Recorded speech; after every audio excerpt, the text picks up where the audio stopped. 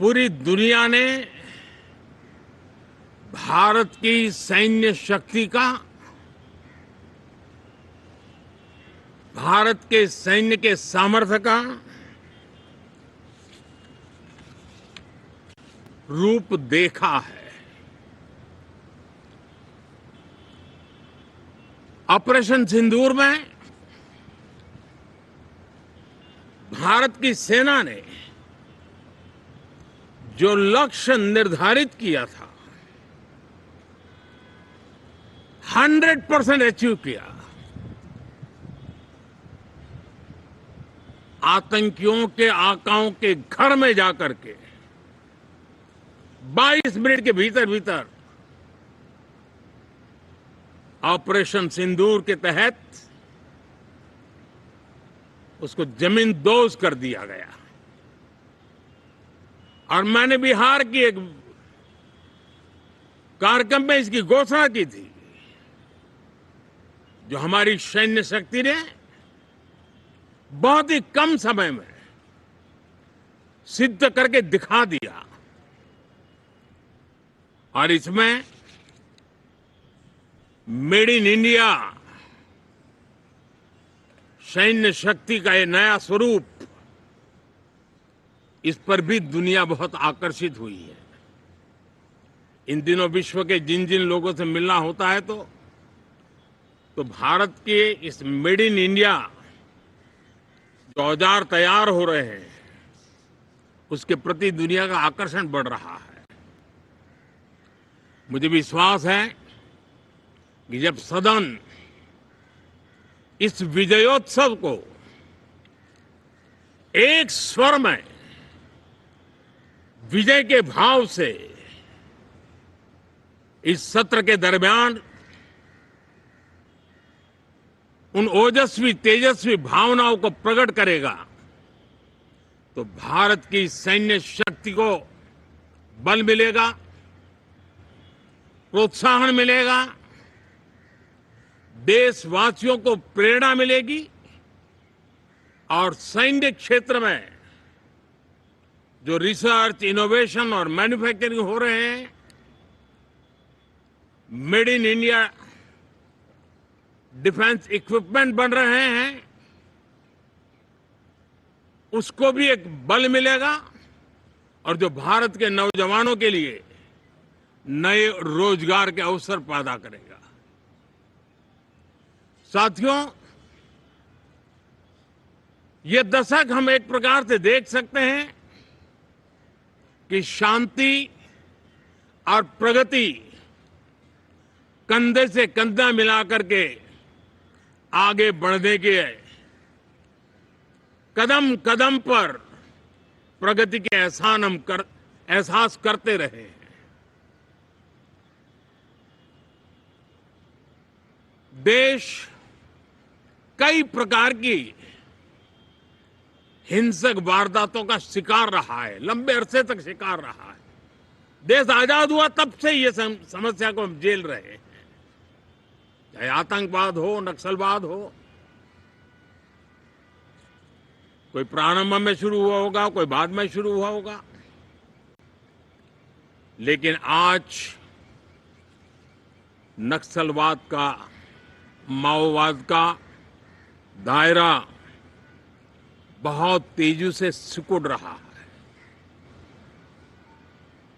माओवाद को, नक्सलवाद को जड़ से उखाड़ने के संकल्प के साथ देश के सुरक्षा बल एक नए आत्मविश्वास से,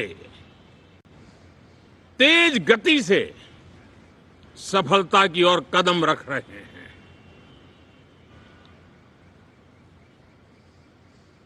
और मैं गर्व से कह सकता हूं,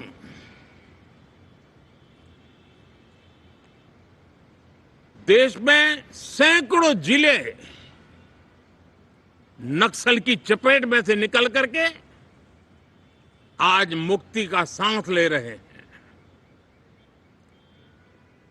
हमें गर्व है कि बम, बंदूक और पिस्तौल के सामने हमारा देश का संविधान जीत रहा है। हमारे देश का संविधान विजयी हो रहा है। देश के उज्जवल भविष्य के लिए साफ दिख रहा है कि कल तक जो रेड कॉरिडोर थे वो आज ग्रीन ग्रोथ जोन में परिवर्तित होते नजर आ रहे हैं। साथियों, एक के बाद ऐसी घटनाएं देशभक्ति के लिए, देश की भलाई के लिए संसद में पहुंचे हुए हर माननीय सांसद के लिए गौरव का पल है। और संसद के इस सत्र में ये गौरव गान पूरा देश सुनेगा, हर सांसद से सुनेगा, हर दल से सुनेगा। साथियों, आर्थिक क्षेत्र में भी जब 2014 में आप सबने हमें जिम्मेवारी दी, देश फ्रेजाइल 5 की अवस्था से गुजर रहा था। 2014 के पहले वैश्विक अर्थव्यवस्था में हम 10वें नंबर पर थे और आज भारत तेज गति से दुनिया की तीसरे नंबर की अर्थव्यवस्था बनने की दिशा में आगे बढ़ रहा है, दरवाजे पर दस्तक दे रहा है। इन दिनों 25 करोड़ गरीबों का गरीबी से बाहर निकलना, जिसको विश्व की अनेक संस्थाएं सराहना कर रही है। देश में एक जमाना था 2014 के पहले जब महंगाई का दर, इन्फ्लेशन रेट डबल डिजिट में हुआ करता था। आज 2% के आसपास आकर के देश के सामान्य मानव के जीवन में राहत बन गया है, सुविधा बन गया है।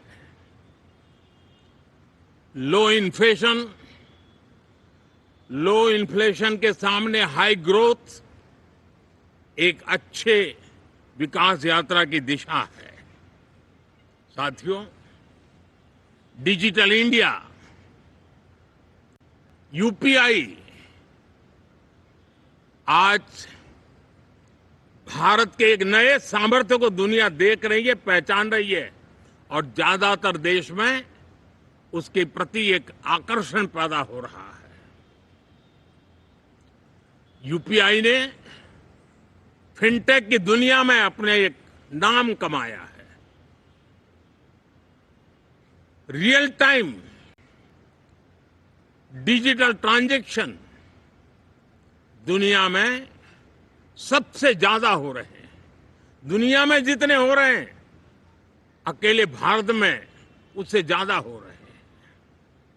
साथियों, पिछले दिनों इंटरनेशनल लेबर ऑर्गेनाइजेशन का एक वैश्विक समागम था और उसमें भारत ने बहुत बड़ी ऊंचाई प्राप्त की है।